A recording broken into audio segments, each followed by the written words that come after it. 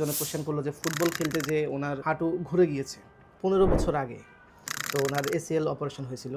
তো এখন আবার সেই সমস্যায় ভুগতেছেন যে উনি হাঁটতে গেলে হচ্ছে ওনার পা ঘুরে যাচ্ছে। আচ্ছা স্যার, যে সার্জারি করার ব্যাপারটা যেটা নাকি অসচ্ছল আর্থিকভাবে, তো ফ্রিতে আসলে কোনো সুযোগ আছে কিনা, যে কিভাবে ওনারা ফ্রিতে চিকিৎসা নেবে?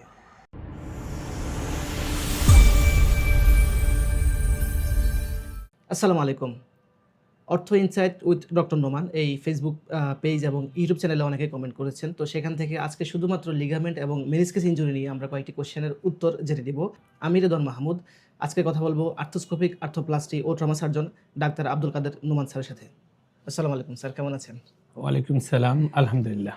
স্যার, আজকে আমরা শুধুমাত্র এই পর্বতে শুধু লিগামেন্ট এবং মেনিসকাস ইনজুরি নিয়ে কথা বলবো। তো প্রথম কোশ্চেন হচ্ছে স্যার, এই যে একজনে কোশ্চেন করলো যে ফুটবল খেলতে যে ওনার হাঁটু ঘুরে গিয়েছে। হ্যাঁ, তো এখন উনি খেলাটা শেষ করতে পারেনি। তো এই ক্ষেত্রে স্যার আসলে এখন উনি কি করতে পারেন, কি করণীয় ওনার জন্য? ধন্যবাদ। আমাদের দেশে ফুটবল খেলার ক্ষেত্রেই লিগামেন্ট ইনজুরি প্রায় দেখা যায়, যে ফুটবল খেলতে গেলেও ফুটবল খেলা শুরু করলো, কোনো একটা সময় ট্যাকেল দেওয়ার সময় পা ঘুরে গেছে, খেলা আর কমপ্লিট করতে পারে নাই, বাসায় চলে আসছে, পা ফুলে গেছে, পরবর্তীতে হাঁটতে গেলে সে পা ঘুরে যাচ্ছে, ইনস্টেবিলিটি পায়।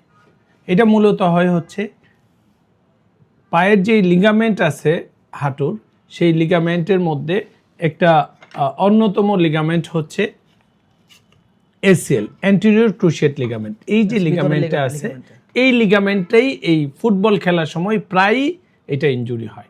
এই এসিএল ইনজুরি হলেই পরবর্তীতে তার পা ইনস্টেবল হয়ে যায়, পা ঠিকমতো হাঁটতে পারে না, বিশেষ করে সিঁড়ি বেয়ে নিচে নামতে গেলে নামতে কষ্ট হয়ে যায়, দৌড়াইতে পারে না। হ্যাঁ, এটা মূলত এসিএল ইনজুরির কারণে হয়, অ্যান্টেরিয়র ক্রুশিয়েট লিগামেন্ট ইনজুরির কারণে হয়। ধন্যবাদ স্যার। আচ্ছা, আরেকজন কোশ্চেন করেছিল যে এভাবে যে উনি হঠাৎ পড়ে যে, তো ওনার হাঁটু লক হয়ে গেছে, অর্থাৎ উনি উঠতে বসতে কষ্ট হয়, হাঁটতে কষ্ট হয়। স্যার এখন কি করতে পারে উনি? আচ্ছা, হাঁটু লকের বিষয়টা এটাও আমরা কমন পাই। যেমন সে ইনজুরি হইল, কোথাও একটা ট্রমা হইল, ট্রমা হওয়ার পরবর্তীতে সে হাঁটতে গেল, পাটা লক হয়ে গেছে, সে আর পা ভাঁজ করতে পারে না। হ্যাঁ, এরকম হচ্ছে মূলত হচ্ছে এই পায়ের যে নি আছে, নির মধ্যে কোষণ আছে। হ্যাঁ, যেটা এই যে এটা হচ্ছে পায়ের নিয়ের হাঁটুর কোষণ, এই কোষণটাকে বলা হচ্ছে মেনিসকাস। মেনিসকাস যখন ইনজুরি হয় তখনই পা লক হয়ে যায়, হাঁটা চলার সময় পা লক হয়ে যায়। এই মেনিসকাসের ট্রিটমেন্ট করতে হবে। এসিএল ইনজুরি হওয়ার পরে তো অপারেশন করতে হয়। তো অপারেশনের পরে দেখা গেল যে পায়ের যে মাংসপেশি সেটা শুকিয়ে যায়, পা ভাঁজ করতে পারে না। তো স্যার এটা সমস্যাটা কেন হয় বা এইখান থেকে কীভাবে সমাধান হবে? ধন্যবাদ রিদওয়ান। আসলে এসিএল ইনজুরির পরে রিহ্যাবিলিটেশনটা, পোস্ট অপারেটিভ রিহ্যাবিলিটেশনটা খুবই ইম্পর্টেন্ট। আমরা দেখি অনেক সার্জনই অপারেশন করে দেয়, সে পরবর্তীতে রুগী ফলো আপে আসে না, অথবা দেখা যায় যে সার্জনের ব্যস্ততার কারণে পেশেন্টকে সময় দিতে পারে না, এই দুইটাই থাকে। তখন পোস্ট অপারেটিভ রিহ্যাবিলিটেশনটা ঠিকমতো না হওয়ার কারণে এটা হয়। আমার পরামর্শ হচ্ছে অবশ্যই অপারেশনের পরে পোস্ট অপারেটিভ একটা প্রোটোকল আছে এসিএল এর জন্য, এই প্রোটোকলটা মেনটেন করে যদি রিহ্যাবিলিটেশন নেয় তাহলে তার ক্ষেত্রে পায়ের এই সমস্যাটা হবে না, পা ভাঁজ করতে কোনো সমস্যা হবে না, এবং পায়ের যে মাংস এটাও শুকিয়ে যাবে না। ধন্যবাদ স্যার। আরেকটা কোয়েশ্চেন স্যার এই রিলেটেডে, সেটা হচ্ছে যে 15 বছর আগে তো ওনার এসিএল অপারেশন হয়েছিল। তো এখন হচ্ছে যে উনি আবার সেই সমস্যায় ভুগতেছেন যে উনি হাঁটতে গেলে হচ্ছে ওনার পা ঘুরে যাচ্ছে। এখন স্যার এই ক্ষেত্রে কি করণীয়, কি সমস্যা হয়েছিল ওনার? হ্যাঁ, ধন্যবাদ রিদওয়ান। এটা আমরা এখন পাচ্ছি যে 15 বছর বা 20 বছর আগে আমাদের দেশে এসিএল এর রিপেয়ারটা শুরু হয় মূলত।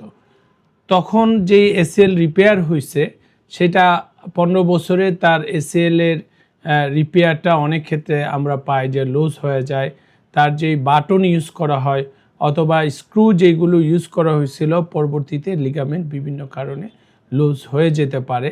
সেই ক্ষেত্রে একটা এমআরআই করতে হবে। এমআরআই করে এবং ক্লিনিক্যালি যদি দেখা যায় যে না, তার এসিএলটা উইক হয়ে গেছে, সেক্ষেত্রে রিভিশন সার্জারি করা উচিত, এসিএল আবার রিভিশন রিকনস্ট্রাকশন করা উচিত। ধন্যবাদ স্যার। আচ্ছা স্যার, যে সার্জারি করা ব্যাপারটা যেটা, তো দেখা গেল যে অনেকেই অসচ্ছল আর্থিকভাবে, তো ফ্রিতে আসলে কোনো সুযোগ আছে কিনা, যে কিভাবে ওনারা ফ্রিতে চিকিৎসা নেবে? ধন্যবাদ। আসলে এসিএল ইনজুরিটা আর যে অপারেশন, এটা মূলত আর্থ্রোস্কোপিক্যালি করা হয়। যে আর্থ্রোস্কোপের মাধ্যমে এই যে এসিএল ইনজুরির অপারেশন হয়, এটা অনেক দামি অপারেশন। এই অপারেশনটা প্রাইভেটে করতে গেলে দেখা যায় প্রায় 1.5 লাখ টাকার উপরে খরচ হয়। আর যারা ফুটবল খেলে এর একটা বড় অংশ হচ্ছে নিম্ন মধ্যবিত্ত অথবা মধ্যবিত্ত ফ্যামিলির, তাদের ক্ষেত্রে এই এত টাকা পয়সা ব্যয় করা কঠিন হয়।